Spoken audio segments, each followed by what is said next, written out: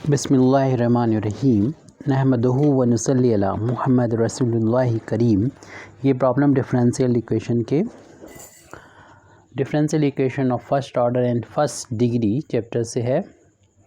Find out the differential equation of the equation y is equal to a cos x square plus b sin x square.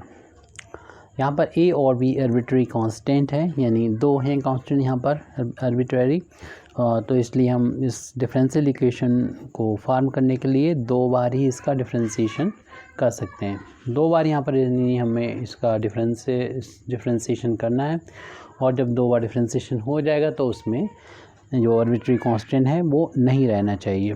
पहले तो हम जो given differential equation है y is equal to a cos x square plus का b sine of x square, इसको equation number 1 डाल देते हैं। और फिर इसको जो कि दो बार हमें डिफरेंशिएशन करने की इजाज़त है, तो हम कम से कम दो बार डिफरेंशिएशन यहाँ पर करेंगे। तो जब हम एक बार डिफरेंशिएशन कर रहे हैं यानी x के रिस्पेक्ट में डिफरेंशिएशन कर रहे हैं, तो राइट बाई का तो डी बाई वो डी एक्स हो जाएगा। राइट हैंड साइड में a इंटू में है कांस्टेंट है, इसको बाहर ले लेंगे।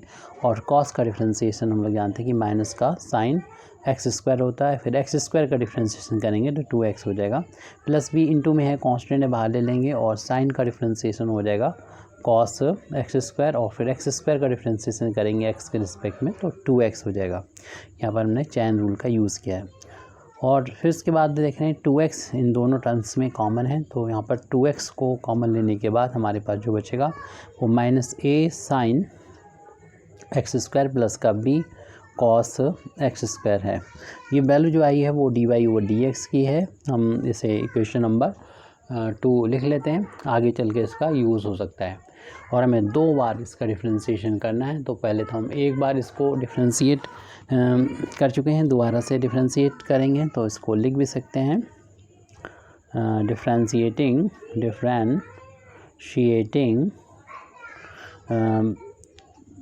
Again with respect to x। तो इसको दोबारा से डिफरेंशिएशन करेंगे तो लेफ्ट हैंड साइड में y का डिफरेंशिएशन एक बार हो रहा था, तो दोबारा से x के रिस्पेक्ट में करेंगे तो आ जाएगा सेकंड डेरिवेटिव यानी d2y ओवर dx स्क्वायर।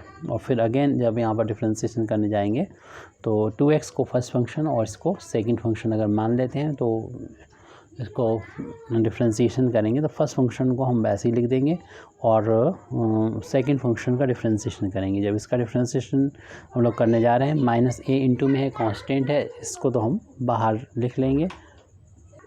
तो यहाँ पर इसका जब डिफरेंशिएशन करने जा रहे हैं, माइनस a कांस्टेंट है, बाहर लिख देंगे। और साइन का डिफरेंशिएशन हम लोग जानते हैं कि cos होता है, तो ये वैल्यू हो जाएगी cos एक्स स्क्वायर। लेकिन चूँकि ये x नहीं था इसलिए इसका दोबारा से डिफरेंशिएशन करेंगे, जो कि आ जाएगा 2x के इक्वल।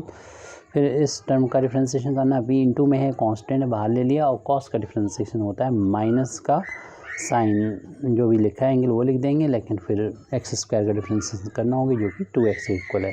अभी हमने फर्स्ट फंक्शन को वैसे ही लिखा, सेकंड का डिफरेंशिएशन किया, फिर प्लस सेकंड फंक्शन को ऐसे ही लिख देंगे यानी minus a sine x square plus का b into cos x square, और यहाँ पर मल्टीप्लाई किया जाएगा यानी डिफरेंशिएशन किया जाएगा फर्स्ट फंक्शन का, जो कि 2 कांस्टेंट बाहर हो जाएगा, x का डिफरेंशिएशन x के रिस्पेक्ट में 1 के इक्वल आ जाएगा। यानी हमने अभी जो वैल्यू फाइंड की है अभी लास्ट में, वो सेकंड डेरिवेटिव की फाइंड की है d2y ओवर dx स्क्वायर की। और इसमें हम लिख सकते हैं x को यहाँ से बाहर भी निकाला जा सकता है, बाहर लिया जा सकता है, और साथ में x के साथ साथ यहाँ पर हम 2 को भी बाहर ले लेंगे तो ये 4 टाइम्स हो जाएगा। और इस माइनस को भी बाहर ले सकते हैं, तो माइनस को बाहर लिया, माइनस आ गया यहाँ पर, 2 को इंटू किया, 2 इंटू 2 4 हो जाएगा, और x को बाहर लिया तो ये एक्स स्क्वायर हो जाएगा। तो ब्रैकेट में जो बचेगा उसको हम नोट कर ले रहे हैं, a cos एक्स स्क्वायर बचाइए, और फिर प्लस हो जाएगा, माइनस बाहर हो चुका है, b साइन एक्स स्क्वायर इस ब्रैकेट के अंदर, बाकी हमने 2x को बाहर ले लिया था, माइनस भी बाहर ले लिया था।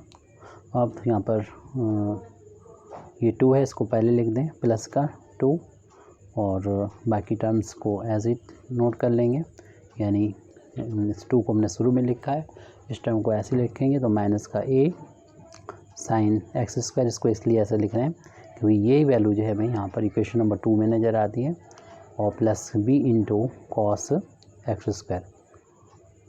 इसके बाद ये वैल्यू हम देख रहे हैं इक्वेशन नंबर 1 में नज़र आती है, तो यहाँ पर इसकी जगह पर y लिख सकते हैं और इसकी जगह पर हम इक्वेशन नंबर 2 से वैल्यू फाइंड करेंगे। तो 1 अपान में 2x dy ओवर dx यहाँ पर पुट किया जा सकता है। तो हम अगले स्टेप में जो लेफ़्ट हैंड साइड में जो dy और dx है इसको तो ऐसे लिख देंगे, ये नेक्स्ट पेज में लिख रहे हैं हम, तो अगली स्टेप भी है ये।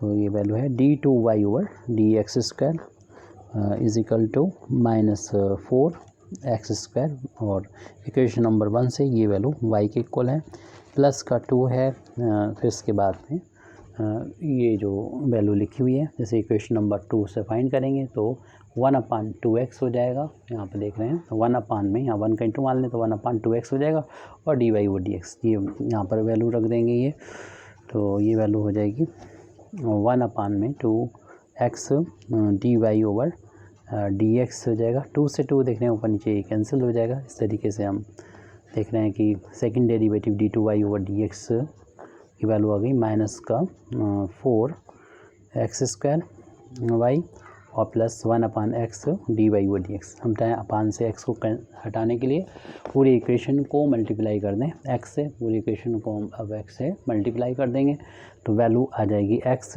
d2y over dx square is equal to minus 4x cube हो जाएगा। यहाँ पर एक जब x से मल्टीप्लाई किया यहाँ से x कैंसिल हो जाएगा और ये dy ओवर dx आ गया।